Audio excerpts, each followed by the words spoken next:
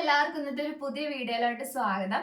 അപ്പോൾ ഫസ്റ്റ് സെമ്മിൽ ഇപ്പോൾ പഠിക്കുന്നവർക്ക് ഏകദേശം ക്ലിനിക്കൽ പോസ്റ്റിംഗ് ഒക്കെ സ്റ്റാർട്ട് ആയിട്ടുണ്ടാവും. എൻ്റെ ജൂനിയേഴ്സിനൊക്കെ സ്റ്റാർട്ട് ആയിട്ടോ. ഇന്നലെയാണ് അവരുടെ ക്ലിനിക്കൽ പോസ്റ്റിംഗ് തുടങ്ങിയത്. അപ്പോൾ കുറേ പേര് എനിക്ക് ഓൾറെഡി സ്റ്റാർട്ട് ആയെന്നും പറഞ്ഞ് മെസ്സേജ് അയച്ചിട്ടുണ്ടായിരുന്നു. അപ്പോൾ അവരൊക്കെ പറയുന്ന കേട്ടോ ഹിസ്റ്ററി കളക്ഷൻ്റെ വീഡിയോ ചെയ്യാമോ എന്നുള്ളൊരു കാര്യം. അപ്പോൾ അതിൻ്റെ ഒരു വീഡിയോ ആയിട്ടാണ് നമ്മൾ ഇന്ന് വന്നിട്ടുള്ളത്.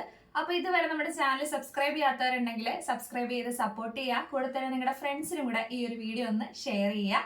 അപ്പോൾ നമുക്ക് നമ്മുടെ വീഡിയോയിലോട്ട് പോവാം. അപ്പോൾ ആദ്യം തന്നെ നിങ്ങൾ ഹോസ്പിറ്റലിലോട്ട് പോകുന്ന സമയത്ത് ഫസ്റ്റ് സെമ്മിൽ നമ്മൾ മെയിനായിട്ട് ചെയ്യേണ്ട കാര്യങ്ങളെന്ന് പറയുമ്പോഴത്തേക്ക് നമ്മൾ ഹിസ്റ്ററി കളക്ട് ചെയ്യുക. പേഷ്യൻ്റെ അടുത്തു നിന്ന് ഹിസ്റ്ററി കളക്ട് ചെയ്യുക, പിന്നെ വൈറ്റൽ സയൻസ് നോക്കുക, ബെഡ് മേക്കിംഗ് ചെയ്യുക. ഇതൊക്കെയാണ് നമ്മൾ ഫസ്റ്റ് സെമ്മിൽ മെയിനായിട്ട് ചെയ്യേണ്ട ഒരു റെസ്പോൺസിബിലിറ്റീസ് എന്നൊക്കെ പറയുന്നത്. അപ്പോൾ ഹിസ്റ്ററി കളക്ഷൻ എന്ന് പറയുമ്പം ഓരോ പേഷ്യൻറ്റും ഓരോ വ്യത്യസ്ത അസുഖമായിട്ടായിരിക്കും ഹോസ്പിറ്റലിലോട്ട് വന്നിരിക്കുന്നത്. അപ്പോൾ അവർ എന്തിനു വേണ്ടിയിട്ട് വന്നു, അവർക്ക് എന്തൊക്കെ പ്രശ്നങ്ങളുണ്ട് എന്നുള്ള കാര്യങ്ങൾ നമ്മൾ ഡീറ്റെയിൽസ് ചോദിച്ചറിയുന്നതിനാണ് നമ്മൾ ഹിസ്റ്ററി കളക്ട് ചെയ്യാന്ന് പറയുന്നത്. അപ്പോൾ നമുക്കത് റിക്വയർമെന്റ് ആയിട്ടുണ്ട്. ഫസ്റ്റ് സെമ്മിൽ 2 ഹിസ്റ്ററി കളക്ഷൻ നമ്മൾ വെക്കണം. ഫസ്റ്റ് സെമ്മിൽ നമുക്ക് ബേസിക് ചെറിയ ചെറിയ കാര്യങ്ങളൊക്കെ ഉള്ളൂ റിക്വയർമെന്റ് ആയിട്ട്. സെക്കൻഡ് സെമ്മിലോട്ടൊക്കെ പോകുന്ന സമയത്ത് ഫിസിക്കൽ എക്സാമിനേഷൻ, കെയർ പ്ലാൻ, അങ്ങനെ കുറേ സംഭവങ്ങളൊക്കെ ഉണ്ട്. ക്ലിനിക്കൽ പ്രസന്റേഷൻ അതൊക്കെ ഉണ്ട്. ഫസ്റ്റ് സെമ്മിൽ അതില്ല. ഹെൽത്ത് എഡ്യൂക്കേഷൻ ഉണ്ട് ഫസ്റ്റ് സെമ്മിൽ. അതിന്റെ വീഡിയോ ഞാൻ ഓൾറെഡി ഡീറ്റെയിൽഡ് ആയിട്ട് ഇട്ടിട്ടുണ്ട്. കാണാത്തവരുണ്ടെങ്കിൽ ഉറപ്പായിട്ടും ഒന്ന് കണ്ടു നോക്കുക, നിങ്ങൾക്ക് അത് യൂസ്ഫുൾ ആവും.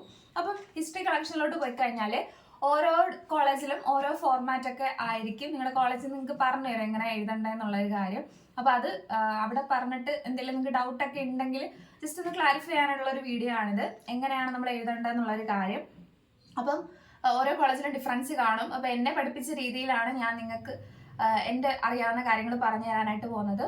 അപ്പോൾ ആദ്യം നമ്മൾ എഴുതുന്നത് ഇൻട്രൊഡക്ഷൻ ആണ്. ഇൻട്രൊഡക്ഷൻ എന്ന് പറയുമ്പോഴത്തേക്ക് നമ്മൾ ഫസ്റ്റ് സെമ്മിൽ പോസ്റ്റിംഗ് പോകുന്ന എന്ന് പറയുമ്പോൾ നഴ്സിംഗ് ഫൗണ്ടേഷൻ എന്ന് പറയുന്ന സബ്ജക്റ്റിന്റെ പോസ്റ്റിങ്ങിനാണ് നമ്മൾ പോകുന്നത്. So as a part of our nursing foundation clinical posting നമ്മൾ എവിടെയാണ് പോസ്റ്റഡ് ആയെന്ന് എഴുതണം. ഐ വാസ് പോസ്റ്റഡ് ഇൻ എവിടെ, ഇപ്പം ഏത് ഹോസ്പിറ്റലാണോ ഹോസ്പിറ്റൽ. ഇപ്പോൾ I was posted in Jal hospital Trivandrum. അപ്പം ഞാൻ ജൽ ഹോസ്പിറ്റലാണ്, അപ്പം ഞാൻ അത് എഴുതും. നിങ്ങളിപ്പോൾ ഏത് കോളേജാണോ കോളേജിന്റെ പേര് എഴുതുക. There I was assigned to a patient named. നിങ്ങളുടെ പേഷ്യന്റിന്റെ പേര് ഞാൻ അവിടെ അസൈൻ ചെയ്ത ഒരു പേഷ്യന്റിന്റെ പേര് എന്താണെന്നുള്ളൊരു കാര്യം നിങ്ങൾ എന്ത് ചെയ്യുക, എഴുതുക. അപ്പം ഇപ്പൊ ഒരു പേര് ഇപ്പൊ രേവതി എന്നാണ്. മിസ്സിസ് രേവതി, എത്ര വയസ്സ്, ഓഫ് ഇപ്പൊ 23 years, വിത്ത് എന്താണോ ഡയഗ്നോസിസ് ആ ഡയഗ്നോസ് ആണ് വിത്ത് കഴിഞ്ഞിട്ട് എഴുതേണ്ടത്. ഇപ്പം ആസ്മ കാരണമാണെങ്കിൽ വിത്ത് ആസ്മ. ഓക്കെ, അതാണ് ഫസ്റ്റ് നമ്മൾ ഇൻട്രൊഡക്ഷനിൽ എഴുതേണ്ടത്. പിന്നെ നമ്മൾ ഈ ഒരു പേഷ്യന്റിനെ എന്തിനു വേണ്ടിയിട്ടാണ് എടുത്തിട്ടുള്ളത്, നമ്മുടെ ഹിസ്റ്ററി കളക്ഷൻ എഴുതാൻ വേണ്ടിയിട്ടല്ലേ. So I had taken this patient for my history collection and I have provided comprehensive care to the patient. അപ്പോൾ ഈ ഒരു പേഷ്യന്റിനെ നമ്മൾ എടുത്തിരിക്കുന്നത് നമ്മുടെ ഹിസ്റ്ററി കളക്ഷന് വേണ്ടിയിട്ടാണ്. അതിനുശേഷം നമ്മൾ ആ ഒരു പേഷ്യന്റിനെ എടുത്തിട്ട് ആ പേഷ്യന്റിന് വേണ്ട കെയർ ഒക്കെ നമ്മൾ എന്ത് ചെയ്തിട്ടുണ്ട്, പ്രൊവൈഡ് ചെയ്തിട്ടുണ്ട്. അപ്പോൾ ഇതാണ് ഇൻട്രൊഡക്ഷനിൽ വരുന്നത്. അടുത്തായിട്ട് നമ്മുടെ ഫോർമാറ്റിൽ വരുന്നത് ഐഡന്റിഫിക്കേഷൻ ഡേറ്റ് ആണ്. നമ്മൾ ഈ ഒരു ഫോർമാറ്റിൽ എഴുതിയിരിക്കുന്ന കാര്യങ്ങളൊക്കെ നമ്മൾ പഠിക്കേണ്ടതായിട്ടുണ്ട്.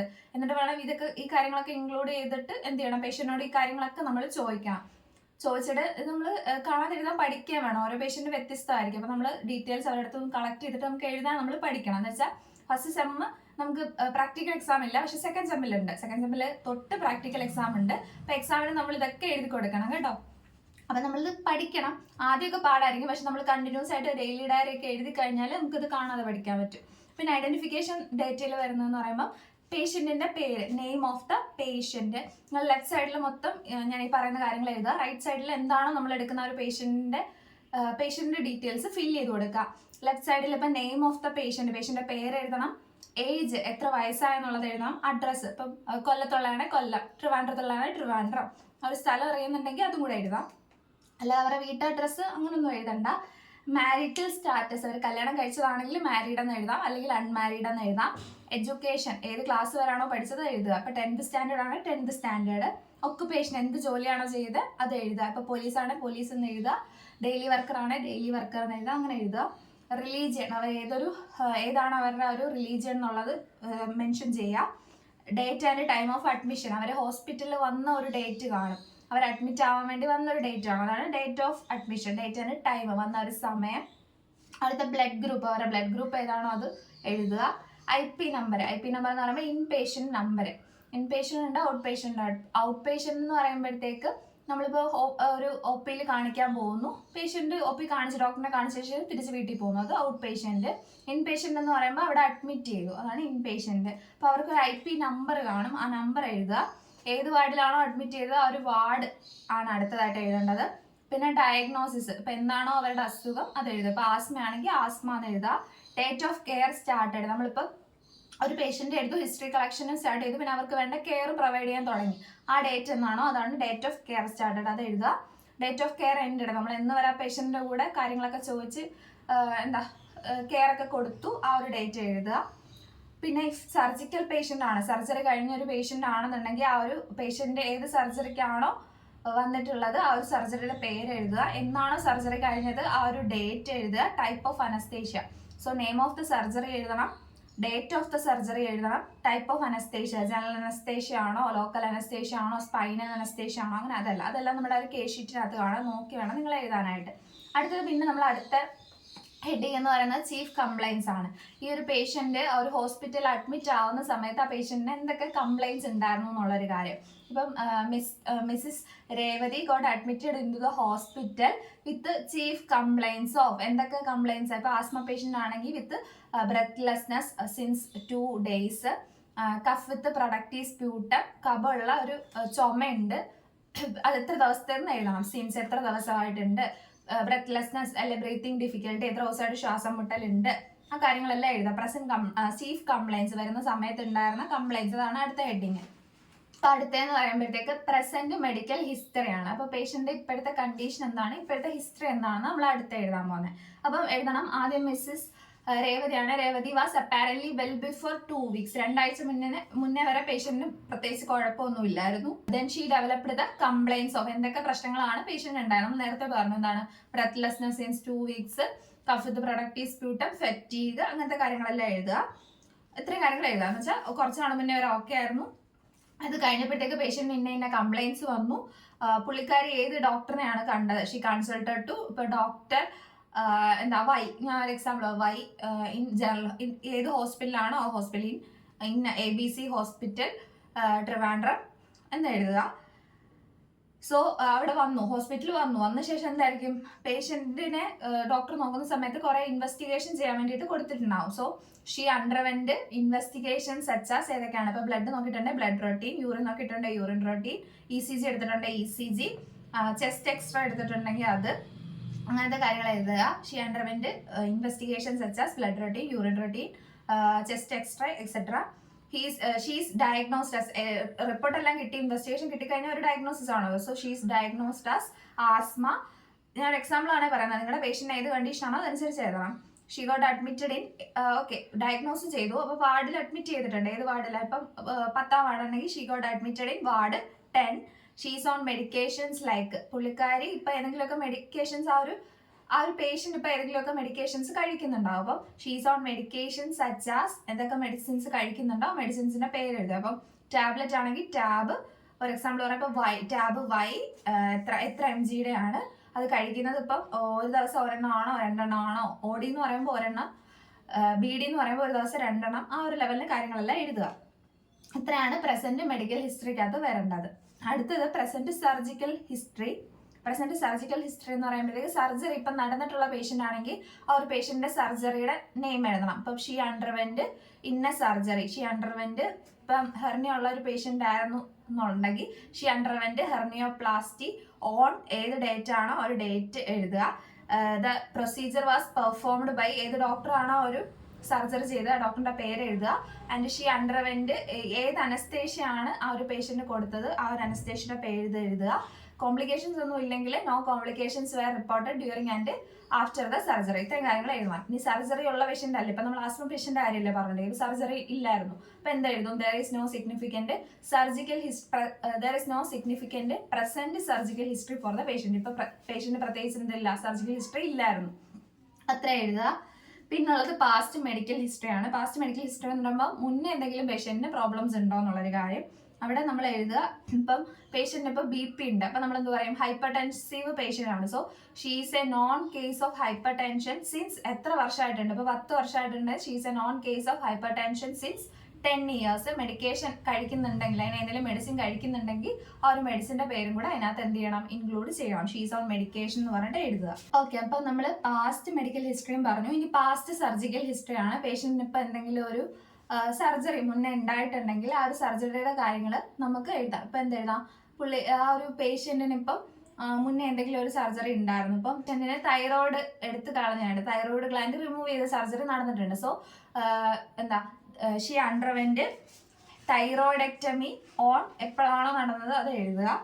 പിന്നെ എന്താണ് എന്തെങ്കിലും കോംപ്ലിക്കേഷൻസ് ഉണ്ടായിട്ടുണ്ടോ ഇല്ലയോ എന്നുള്ള കാര്യം എഴുതുക. ആരാണ് ആ ഒരു പ്രൊസീജിയർ ചെയ്തത്, ഇത്രയും കാര്യങ്ങൾ നമ്മൾ മുന്നേ എഴുതിയ പോലെ തന്നെ എഴുതുക.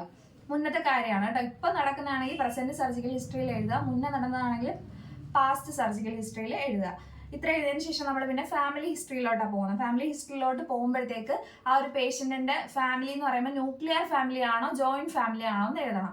അപ്പം she belongs to a nuclear family, joint ആണ്, she belongs to a joint family. ആ ഒരു പേഷ്യൻറ്റിൻ്റെ മാരേജ് കൺസാങ്നസ് ആണോ നോൺ കൺസാങ്നസ് ആണോ എന്ന് എഴുതണം. കൺസാങ്നസ് എന്ന് പറയുമ്പോഴത്തേക്ക് ഇപ്പം നമ്മളിപ്പോൾ മാമൻ്റെ മോനെ അങ്ങനെയൊക്കെ കല്യാണം കഴിക്കത്തില്ലേ, മുറപ്പെണ്ണ്, ആ ഒരു ക്ലോസ് റിലേഷനിൽ എന്തെങ്കിലും റിലേഷൻ എന്ന് വെച്ചാൽ ആ ഒരു നമ്മുടെ ഒരു ബന്ധുക്കളെയൊക്കെ കല്യാണം കഴിക്കാൻ അങ്ങനെ പറയില്ലേ. അപ്പോൾ അങ്ങനത്തെ എന്തെങ്കിലും മാരേജ് ആണെങ്കിൽ അത് കൺസാഗ്നസ് ആയിരിക്കും. നോൺ കൺസാഗ്നസ് എന്ന് പറയുമ്പോൾ നമ്മുടെ ഫാമിലിയിൽ പെട്ട ആരും അല്ല അങ്ങനെ കല്യാണം കഴിക്കുന്നത്. സോ ഇപ്പോൾ her marriage is a non consanguineous marriage. ഇപ്പോൾ എന്തെങ്കിലും ഫാമിലി ഹിസ്റ്ററി ഉണ്ടോ എന്ന് നോക്കണം, ഏതെങ്കിലും ഡിസീസസ് വന്നിട്ടുള്ളത്, ഏതെങ്കിലും കമ്മ്യൂണിക്കബിൾ ഡിസീസസോ അല്ലെങ്കിൽ ഏതെങ്കിലും ഹെറിഡിറ്ററി ഡിസീസസോ ആ ഫാമിലി മെമ്പേഴ്സിന് ആർക്കെങ്കിലും ഉണ്ടെന്നുണ്ടെങ്കിൽ എന്ത് എഴുതണം, there is a family history of ഏത് കമ്മ്യൂണിക്കബിൾ ഡിസീസ് ആണെങ്കിൽ അത് എഴുതുക, അങ്ങനെ എഴുതുക. ഇല്ലെന്നുണ്ടെങ്കിൽ there is no family history of communicable or hereditary diseases. ഇത്രയാണ് ഫാമിലി ഹിസ്റ്ററിയിൽ വരുന്നത്. അടുത്തത് ഫാമിലി ജീനോഗ്രാം. ജീനോഗ്രാം എന്ന് പറയുമ്പോൾ നമ്മൾ വരയ്ക്കണം. വരയ്ക്കുന്നത് ഇപ്പം ഒരു 3 ജനറേഷനെങ്കിലും ഉറപ്പായിട്ടും ഇൻക്ലൂഡ് ചെയ്യണം. അപ്പോൾ പേഷ്യൻ്റ് ഇപ്പോൾ ഒരു 26 years ഓൾഡ് ആണെങ്കിൽ ഒരു എന്തായാലും അമ്മ അച്ഛനും കാണും, സഹോദരങ്ങൾ കാണും, അവരുടെ അമ്മ അച്ഛനും ഒക്കെ കാണും. അപ്പോൾ ആ ഒരു ഇത് വെച്ചിട്ട് നിങ്ങൾ എന്ത് ചെയ്യുക, ഒരു ജീനോഗ്രാം വരയ്ക്കുക.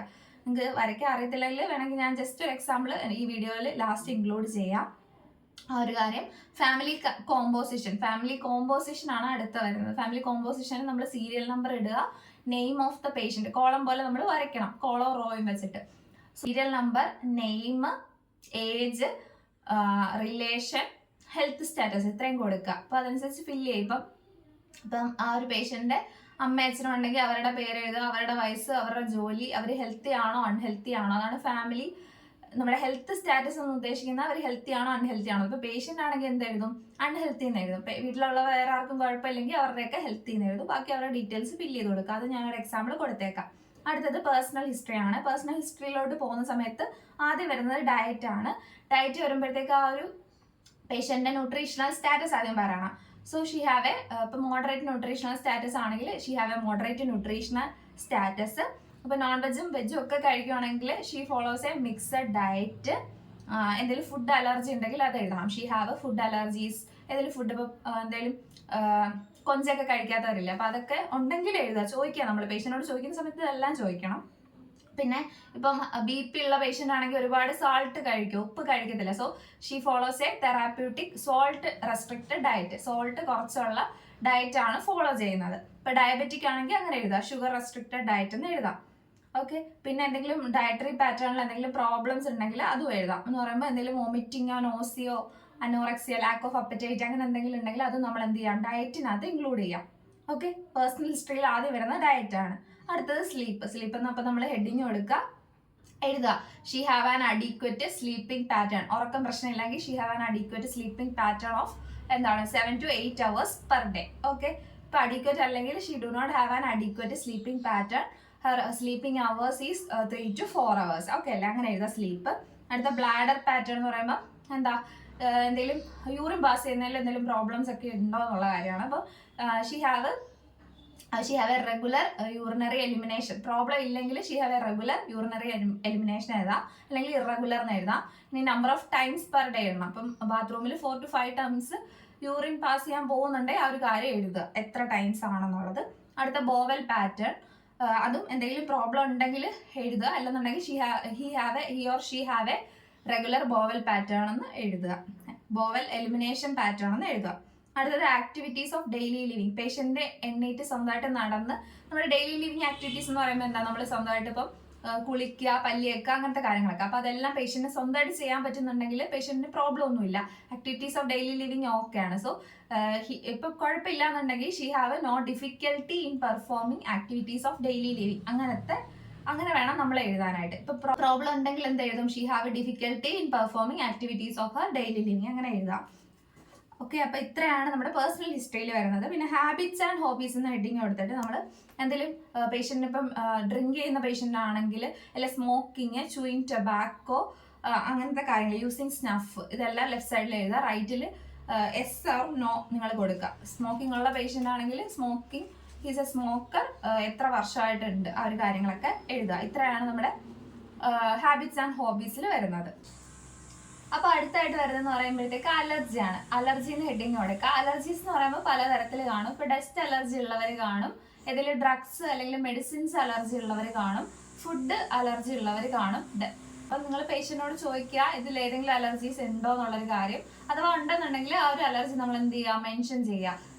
ഇപ്പൊ ഡസ്റ്റ് അലർജി ഉള്ളവരാണെങ്കിൽ ഇപ്പം മൈ പേഷ്യന്റ് അല്ലെങ്കിൽ Mrs Revathi have drug allergy അല്ലെ ഡസ്റ്റ് അലർജി സിൻസ് എത്ര വർഷമായിട്ടുണ്ട്, ഇപ്പം 12 വർഷമായിട്ടുണ്ട്, സിൻസ് 12 years, അങ്ങനെ എഴുതുക.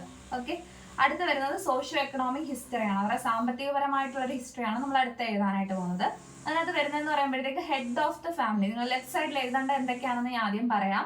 Head of the family, bread winner of the family and occupation, monthly income, class of family, housing facility, type of housing, ventilation, drainage, toilet facility, medical facility. ഇത്രയാണ് left സൈഡിൽ എഴുതേണ്ടത്. Right സൈഡിൽ ഇതിൽ ഓരോന്നും നമ്മൾ fill ചെയ്ത് പോകണം. ഹെഡ് ഓഫ് ദ ഫാമിലി എന്ന് പറയുമ്പോൾ ഫാമിലിയിലെ ഹെഡ് ആരാണോ അവരുടെ പേര് നമ്മൾ എഴുതുക. Bread winner of the family and occupation എന്ന് പറയുമ്പോൾ വീട്ടിൽ അധ്വാനിക്കുന്ന വ്യക്തി ആരാണോ അവരുടെ പേരും എഴുതുക. കൂടെ തന്നെ അവർക്ക് എന്ത് ജോലിയാണോ ആ ഒരു ജോലിയും കൂടെ എഴുതുക. ഇപ്പം രേവതി ആണ് നമ്മൾ എക്സാമ്പിൾ ആയിട്ട് ജസ്റ്റ് പറഞ്ഞത് വെറുതെ. രേവതിയുടെ ഹസ്ബൻഡ് ആണെന്നുണ്ടെങ്കിൽ ഹസ്ബൻഡിന്റെ പേര് എഴുതുക, ഹസ്ബൻഡിന്റെ ഒക്കുപ്പേഷൻ എഴുതുക, അവരുടെ മന്ത്ലി ഇൻകം എത്ര ആണോ അത് എഴുതുക. റുപ്പീസ് ഇപ്പൊ 1000 ആണ്, ₹1000. ക്ലാസ് ഓഫ് ഫാമിലി, അവർ ഹൈ ക്ലാസ് ഫാമിലി ആണോ, മിഡിൽ ക്ലാസ് ആണോ, ലോവർ ക്ലാസ് അല്ലെ ആവറേജ് ഫാമിലി ആണോ, മോഡറേറ്റ് ആണോ, ആ ഒരു കാര്യങ്ങൾ നിങ്ങൾ എഴുതുക. അടുത്ത ഹൗസിംഗ് ഫെസിലിറ്റി, അവർക്ക് സ്വന്തമായിട്ട് വീടുണ്ടെങ്കിൽ ഓൺ ഹൗസ് എന്ന് എഴുതാം, അല്ലെങ്കിൽ റെന്റഡ് ഹൗസ് എന്ന് എഴുതാം. അടുത്ത ടൈപ്പ് ഓഫ് ഹൗസിംഗ്, അവരുടെ വീടെന്ന് പറയുമ്പോൾ ടൈലുള്ള വീടാണോ കോൺക്രീറ്റ് വീടാണോ ആ ഒരു കാര്യങ്ങളൊക്കെ എഴുതുക. ടൈൽഡ് ആണെങ്കിൽ ടൈൽഡ് എന്ന് എഴുതുക, കോൺക്രീറ്റ് ആണെങ്കിൽ കോൺക്രീറ്റ് ഹൗസ് എന്ന് എഴുതുക. അടുത്ത വെന്റിലേഷൻ, ഇപ്പം നല്ല രീതിയിൽ എയർ സർക്കുലേഷൻ ഉള്ള വെന്റിലേഷൻ ഉള്ള വീടുകളും കാണാം, ചിലപ്പോൾ വെന്റിലേഷൻ ഇല്ലാത്തതും കാണാം. സോ വെന്റിലേഷൻ ഉണ്ടെങ്കിൽ അഡീക്വറ്റ് വെന്റിലേഷൻ എന്ന് എഴുതുക, അല്ലെങ്കിൽ ആബ്സെൻസ് ഓഫ് വെന്റിലേഷൻ എന്ന് എഴുതുക, അല്ലെങ്കിൽ ഇൻഅഡീക്വറ്റ് വെന്റിലേഷൻ എന്ന് എഴുതുക കേട്ടോ. അടുത്തായിട്ട് ഡ്രെയിനേജ്, ക്ലോസ്ഡ് ഡ്രെയിനേജ് സിസ്റ്റം ആണ് നോർമലി ഉള്ളത്. ഇഫ് അല്ല എന്നുണ്ടെങ്കിൽ എന്ത് എഴുതുക? ഓപ്പൺ ഡ്രെയിനേജ് സിസ്റ്റം എന്ന് എഴുതുക. ആ ഒരു കാര്യം ശ്രദ്ധിക്കുക. അടുത്ത ടോയ്ലറ്റ് ഫെസിലിറ്റി, സ്വന്തമായിട്ട് വീട്ടിൽ തന്നെ ടോയ്ലറ്റ് ഫെസിലിറ്റി ഉള്ളവർ കാണും, ഇല്ലാത്തവരും കാണും. സോ ഉണ്ടെങ്കിൽ ഓൺ ലാട്രൈൻ ടോയ്ലറ്റ് ഫെസിലിറ്റി എന്ന് എഴുതുക, ഇല്ലെങ്കിൽ പബ്ലിക് ടോയ്ലറ്റ് ഫെസിലിറ്റി എന്ന് എഴുതുക. അടുത്തായിട്ട് മെഡിക്കൽ ഫെസിലിറ്റി, വീടിന്റെ അടുത്തായിട്ട് ഏറ്റവും അടുത്തായിട്ടുള്ള ചിലപ്പം ജനറൽ ഹോസ്പിറ്റൽ ആവാം, താലൂക്ക് ഹോസ്പിറ്റൽ ആവാം, മെഡിക്കൽ കോളേജ് ആവാം, ചിലപ്പോൾ പ്രൈമറി ഹെൽത്ത് സെന്റർ ആവാം, കമ്മ്യൂണിറ്റി ഹെൽത്ത് സെന്റർ ആവാം, ഏത് വേണമെങ്കിലും ആവാം. ഇപ്പൊ ചോദിക്കാം വീടിന്റെ ഏറ്റവും അടുത്തുള്ള ആ ഒരു മെഡിക്കൽ ഫെസിലിറ്റി ഏതാണെന്നുള്ളത്. ഇപ്പൊ പ്രൈമറി ഹെൽത്ത് സെന്റർ ആണെങ്കിൽ പ്രൈമറി ഹെൽത്ത് സെന്റർ ആ ഒരു സ്ഥലപ്പേര് ഏതാണോ അത് എഴുതുക. ഈസ് എത്ര kilometre away from the house. അപ്പോൾ ആ ഒരു പേഷ്യന്റിനോട് നമ്മൾ ചോദിക്കുക എത്ര കിലോമീറ്റർ കാണുമെന്ന് ഏകദേശം ചോദിക്കുക. അപ്പോൾ ഒരു 1 kilometer ആണെങ്കിൽ which is 1 kilometer away from home എന്ന് എഴുതുക. അപ്പോൾ ഇതോട് കൂടിയിട്ട് എന്ത് ചെയ്തു? നമ്മുടെ ഹിസ്റ്ററി കളക്ഷൻ അവസാനിച്ചു. അപ്പോൾ ഹിസ്റ്ററി കളക്ഷൻ സ്റ്റാർട്ട് ചെയ്യുന്നത് നമ്മൾ ജസ്റ്റ് ഒന്ന് ഇൻട്രൊഡക്ഷൻ എഴുതുന്നു. ശേഷം മെയിനായിട്ട് സ്റ്റാർട്ട് ചെയ്യുന്ന ആ ഒരു ഐഡന്റിഫിക്കേഷൻ ഡേറ്റയിൽ നിന്നാണ്.